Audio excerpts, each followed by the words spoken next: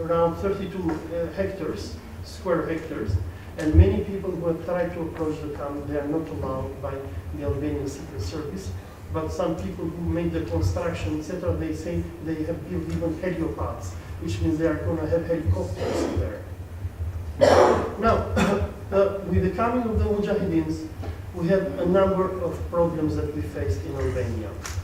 First of all, our public was very angry when they came to Albania because our people, they do not want jihadists.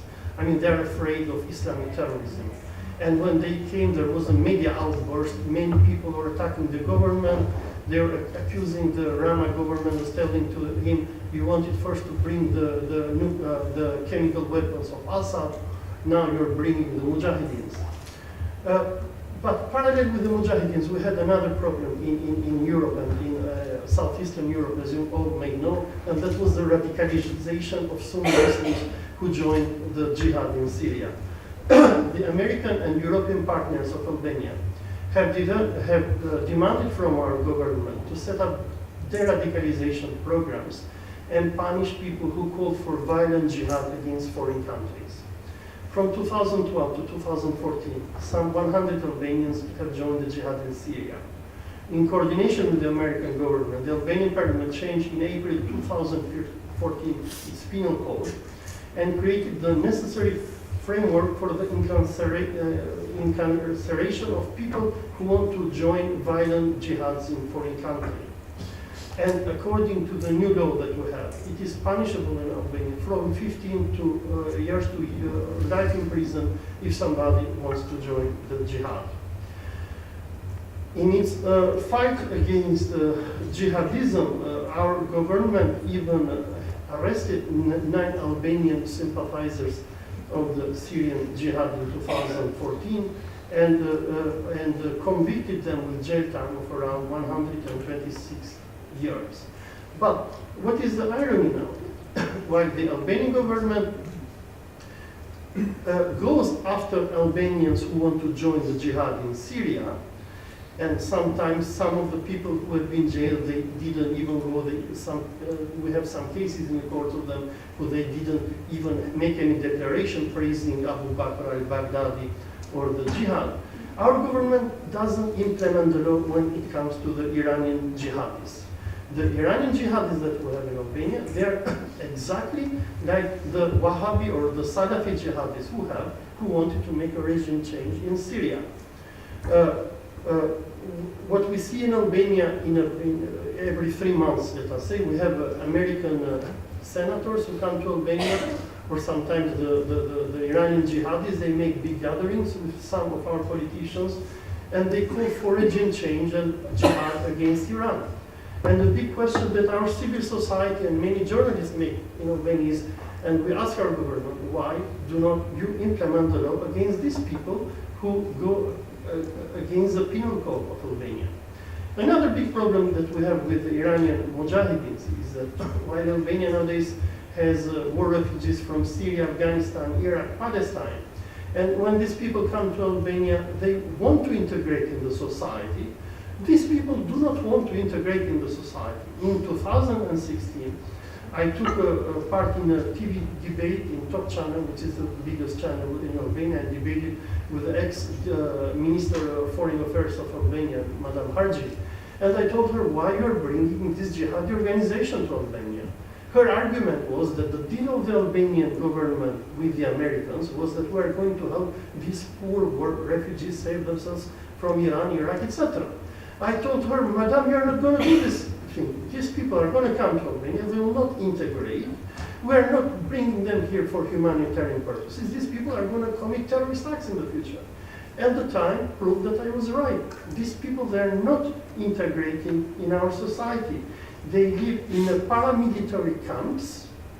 Their leader, Mariam Rajavi, every day breaks the penal code of Albania and calls for making jihad against a foreign country, but our government does not go after her.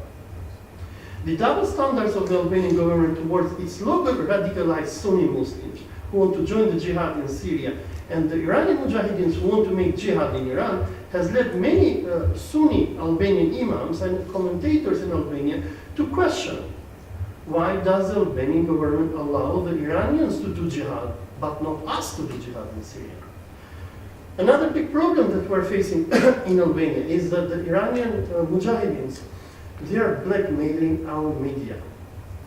In November 2017, we had Ms. Khodabane, who she now has been, our media, they're horrified by her because the Mujahideen attack her more than they attack Ayatollah Khamenei, and they claim that she's an Iranian agent, etc. And when Ms. Khodabande has come 2 times in Albania, but Mujahideen claim that she has come 3 times, she came in November and she went to our local media stations and gave some interviews about who these people are. And she even wanted to have a debate with them. These people never debate. They do not believe in an open and free society. But what they did, Ms. Khodabande, she went to Ora News and she went also to Tema TV. On the next day, when they learned that she was there, they went to their office, they knocked in their door, they told them, we are the Mujahedeens, we are the CIA, you delete her video, you do not air her interview, or otherwise you will be in a big mess.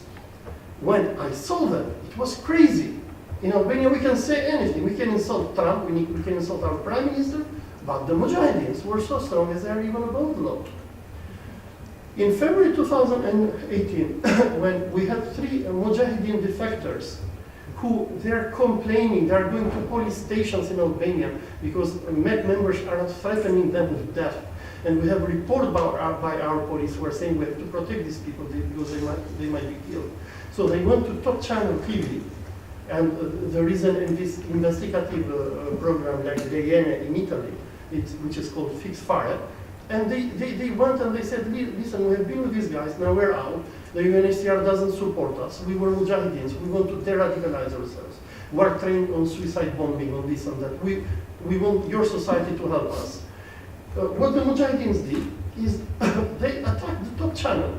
And they said, the religious fascism of Iran blocked both top channel. So if you have a media station in Albania and you dare even to make a debate against the Mujahedeens, they will accuse you as being an agent of Iran. They will accuse you as being bought by Iran. They will, and these people never debate. Because this is what even, I hope Madam Rajavi is going to see us. We ask her, come and debate with us. These people, they do not even accept to debate. There is even another dimension of their presence in Albania. They are blackmailing our intellectuals. As you can see in this picture, in March 2003, we had the ex-president of Albania, Mr. Rajab Meidani. He went to Tehran for a conference on Naim Farashli, who is the national poet of Albania. The Mujahideens, when they saw these pictures, they made a press release, they said Tehran is recruiting Albanian intellectuals and scholars. It is crazy. People, intellectuals, they're even afraid to go and participate in conferences in any country that the Mujahideens do not want. What the Mujahideens do a lot is that they produce fake news. You probably can see this picture, and Ms. Gomez is in this picture, and they are speaking, they make fake press releases, they lie a lot, and they distribute it to our media in Albania. And for this meeting that we're doing now in this European Parliament, in the very heart of Europe, they are saying Tirana is in danger of terrorist attacks because we are talking about Madame Rajavi here in Brussels. Can you imagine? My God. They are bringing even a lot of religious tolerance in Albania. As many of you might know, Albania is a country of religious tolerance. We have diverse religious communities there. But what the Mujahideens did to us, this November 22, 2017, if you can see, this is Baba Monti. He's a big dervish of the Bektashi tolerant Sufi sect. He even goes to Yad Vashem and Israeli Islam and make pictures with him. But what the Mujahideens did, because every Nowruz, the Bektashis, they celebrate the birthday of Imam Ali, and they had invited people from all the world, from Russia, Uzbekistan, and they had even 2 Iranian journalists from Egypt. They told to our government, these journalists, they are agents of Iran, and our government sent the anti-terror police. They broke the religious ceremony of the Bektashis, Baba Mondi went nuts because he said, these people have been invited officially by me. He sent his papers to our foreign minister. Our foreign minister gave them the visa. And they kept these two old Iranian journalists, and then, of course, they released them because they were innocent. But Baba Mondi had to call the president himself, who is a Bektashi, and said, what is going on in this country? In that day, together with my wife, we went to the police station because we wanted to see what was going on. And Baba Mondi and the Bektashis, they had to send their secretary there and tell him to them, please do not shame us with our guests. But our government, who want to praise the Americans, I mean, they think that by obeying to the cult of Mariam Rajavi, by turning Albania into a jihadistan, they will make John Bolton and John McCain and whoever very happy. And look, I mean, they produce so much fake news. You see what the reporter is reporting today, saying Iranian agents in the European Parliament, political cover for terrorist acts against the opposition in Albania. They produce so much fake news. These people, they do not believe in democracy. What should we do with the Mujahedins? I think that we should force on the European Parliament, who has a lot of power and leverage over Albania, should ask Albanian government to force the Mujahedins to abandon their violent jihad, to integrate into our society and to accept the values of democracy.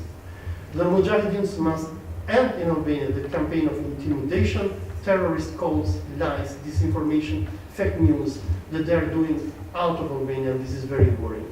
In Albania, the Mujahedins must abandon and dismantle their paramilitary organization.